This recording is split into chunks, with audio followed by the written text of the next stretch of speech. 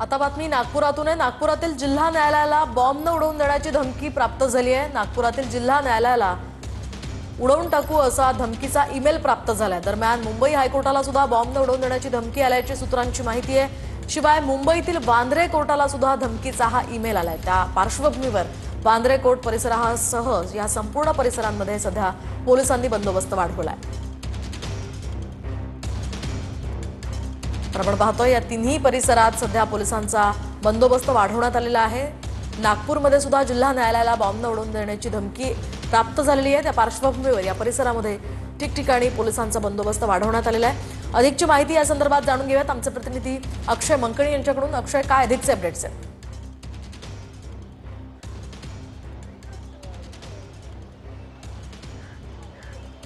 सध्या आपण पाहू शकतो की संपूर्ण मुंबई हायकोर्टाची काम जे आहे ते सध्या आता थांबवण्यात आलेलं आहे। सगळ्या सुनावण्या आजच्यासाठी स्थगित करण्यात आलेल्या आहेत आणि संपूर्ण कोर्ट परिसर जो आहे तो रिकामा करण्यात येत असल्याचं आपल्याला या ठिकाणी पाहायला मिळते। खरं तर बॉम्ब ठेवल्याचा मेल जो आहे तो अनेक कोर्टामध्ये बॉम्ब ठेवण्यात आल्याचा जो मेल आहे तो करण्यात आलेला होता आणि त्यानंतर संपूर्ण सुरक्षा व्यवस्था जी आहे ती या ठिकाणी वाढवण्यात आलेली आहे हायकोर्टाच्या परिसरामध्ये। आणि हायकोर्टामध्ये आज अनेक खरं तर महत्त्वाच्या सुनावण्या होत्या आणि त्या सगळ्या सुनावण्या ज्या आहेत त्या आता थांबवण्यात आलेल्या आहेत आणि संपूर्ण हायकोर्ट परिसर जो आहे तो या ठिकाणी रिकामा करण्यात येत असताना आपल्याला पाहायला मिळत आहेत। अनेक वकील जे आहेत ते हायकोर्टातून आता सध्या बाहेर या ठिकाणी पडताना पाहायला मिळत आहेत। आतमध्ये पोलीस सुरक्षा व्यवस्था मोठ्या प्रमाणात वाढवलेली आहे आणि संपूर्ण सर्च ऑपरेशन जे आहे ते पोलिसांकडनं आतमध्ये हायकोर्टाच्या परिसरामध्ये होताना या ठिकाणी पाहायला मिळतंय। खरं तर आज अनेक महत्त्वाच्या सुनावण्या हायकोर्टामध्ये होत्या आणि त्या सगळ्या सुनावण्या आता थोड्या वेळासाठी थांबवण्यात आलेल्या आणि संपूर्ण कोर्ट परिसर जो आहे तो खाली करण्यात आलेला असल्याचं पाहायला मिळतं। नक्कीच अक्षय, या संदर्भातले अपडेट्स तुमच्याकडनं जाणून घेत राहणार आहोत। तुर्तास धन्यवाद दिलेल्या या सविस्तर माहितीसाठी। आपण पाहतोय कोर्ट परिसरामध्ये आता सुरक्षा वाढवण्यात आलेली आहे। त्या ठिकाणी सर्च ऑपरेशन सुरू आहे। मुंबई हायकोर्टाला बॉम्ब उडवून देण्याची धमकी प्राप्त झाली आहे। तिकडे नागपूर जिल्हा न्यायालयाला सुद्धा बॉम्ब उडवण्याची धमकी आलेली आहे। त्या पार्श्वभूमीवर आता अधिकचा तपास सुरू आहे।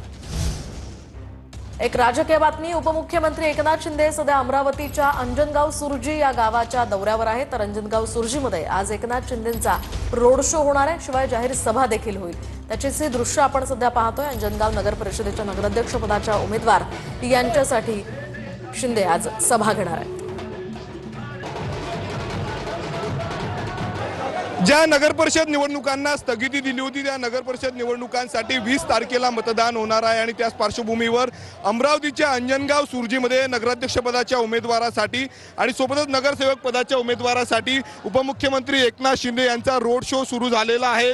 आपण दृश्यांमध्ये बघू शकतो या ठिकाणी एकनाथ शिंदे यांचा रोड शो आहे। शिवसेनेच्या नगराध्यक्ष पदाच्या उमेदवारांसाठी आपण बघू शकतो या ठिकाणी स्वतः एकनाथ शिंदे आहेत उमेदवार या ठिकाणी दिसत आहेत। दुसरीकडे माजी खासदार आनंदराव अडसूळ आहेत, माजी आमदार अभिजित अडसूळ देखील या रोड शो मध्ये जो आहे ते सहभागी झालेले आहे। सर्वाधिक जर आपण पाहतो लाडक्या बहिणींची महिलांची संख्या जी आहे ते या ठिकाणी दिसते। ठिकठिकाणी उपमुख्यमंत्री एकनाथ शिंदे यांचं स्वागत केलं जात आहे। ठाकरे गटामध्ये थेट लढत असल्याचं बोललं जातं आणि त्याच पार्श्वभूमीवर रोड शो साठी जे आहे ते प्रचार सभेसाठी या ठिकाणी उपमुख्यमंत्री एकनाथ शिंदे आल्याचं आपल्याला या ठिकाणी पाहायला मिळत आहे। मोठी गर्दी जी आहे ती सध्या रोड शोला जे आहे ते अंजनगाव सुर्जीमध्ये झाल्याचं आपल्याला पाहायला मिळत आहे। कॅमेरामॅन अनिकेत दातोंडेसह मी स्वप्नील उमप, TV9 मराठी, अंजनगाव सुर्जी, अमरावती।